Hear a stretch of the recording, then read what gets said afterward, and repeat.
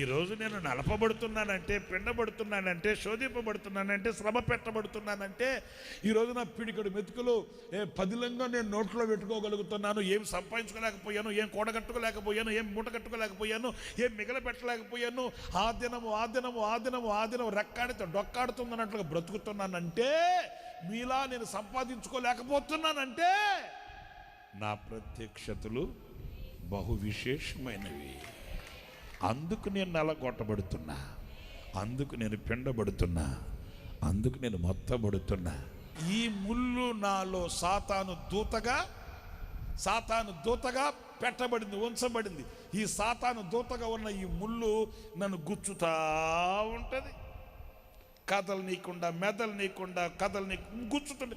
ఏంటి ప్రభువా ఈ ముళ్ళు అంటే? దేవుడు అంటాడు, నీ ప్రత్యక్షతలు విశేషమైనవి కదా. నువ్వు కోరుకున్న గోల్, నువ్వు చేరుకోవాలనుకున్న గమ్యం, నువ్వు కోరుకున్నది కదా. నీ ప్రత్యక్షత బహు విశేషమైనది కదా.